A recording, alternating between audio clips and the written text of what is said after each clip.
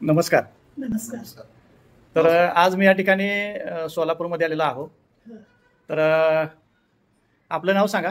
रुक्मिणी निवृत्ती कदम. रुक्मिणी निवृत्ती कदम, राहणार सोलापूर. सोलापूर. सर आपलं नाव सांगा. रवींद्र निवृत्ती कदम, राहणार सोलापूर. सोलापूर. तर ही जी आता समोर जी औषधं आपण ठेवलेली आहेत, तर ही कशासाठी आपण औषधं घेतली होती? हे शुगर कमी होण्यासाठी. शुगर कमी होण्यासाठी. तर किती महिन्यापूर्वी तुम्ही ही औषधं घेतली?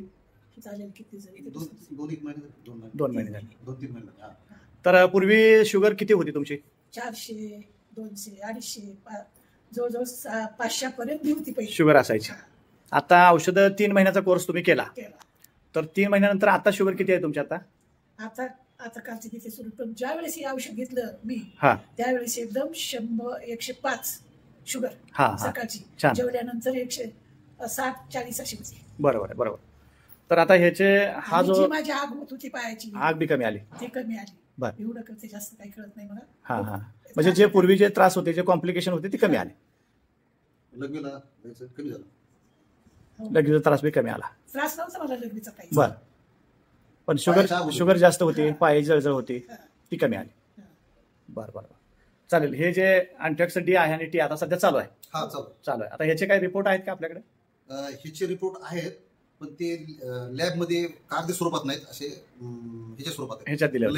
कारण हे आम्ही हॉस्पिटलमध्ये जातो, रेल्वे हॉस्पिटलमध्ये जातो, तर ती लेखी स्वरूपात ते कॉम्प्लीट काय देत नाही, परंतु मी घरीच तपासतो. आता वय किती आहे मावशींचं? 80च्या आसपास गेले. 80च्या घरीच तपासतो.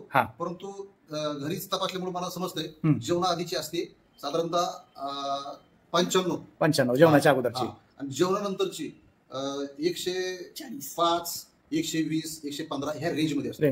जबरदस्त रिझल्ट आम्हाला त्याचा वाटला. आणि चेहऱ्यावर त्याच्यामध्ये दिसते, पहिले एकदम घाळ असायची, आता एकदम म्हणजे त्याच्यामध्ये एनर्जी आली, ताकद आली. बरोबर. तिला काही सांगता येत नाही, परंतु फ्रेश दिसते. आम्हाला पण फ्रेश दिसते. तिथं तोंडाने सांगते की बरोबर. समर्थ सोशल फाउंडेशनचे हे जे अँटॅक्स डी आणि टी आहेत, याच्याबद्दल तुम्ही या मधुमेह मुक्ती अभियानाबद्दल खुश आहात? 100% खुश. एक नंबर आम्हाला म्हणजे त्याचे रिझल्ट आलेले आहेत. तर गोष्ट एक वेळ काय झालं, चक्कर यायला लागली. मग मला वाटलं आणखी कमी झाली असेल शुगर.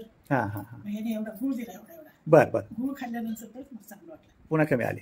हे औषध घेतल्यानंतर. त्यावेळेस काय झालं, इन्सुलिन पण म्हणजे 25 इन्सुलिन चालू, ते एक सांगायचं राहिलं. इन्सुलिन चालू होतं. 25 होतं, आता 15वर आणलं. 15 आले. चालू आहे आता इन्सुलिन चालू आहे, 15वर आणलंय.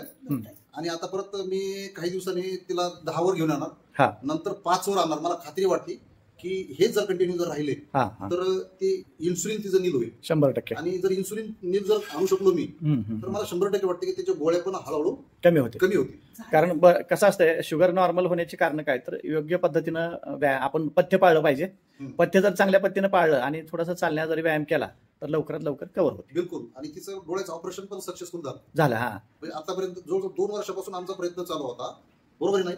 म्हणजे शुगर जास्त असल्यामुळं ऑपरेशन थांबलं होतं. हायच होती ना, 500, 400, 300 आसपास जायची, तर ते ऑपरेशन करू शकत नव्हतं. पण हे दिल्यापासून, अँटॉक्स टी आणि अँटॉक्स डी दिल्यापासून ऑपरेशन सक्सेसफुल झालं. तर आता आपण आपल्या नातेवाईकांना, रिलेटिव्ह या लोकांना तुम्ही सांगू शकता? निश्चित सांगणार. एवढा रिझल्ट चांगला 100%. ठीक आहे. धन्यवाद.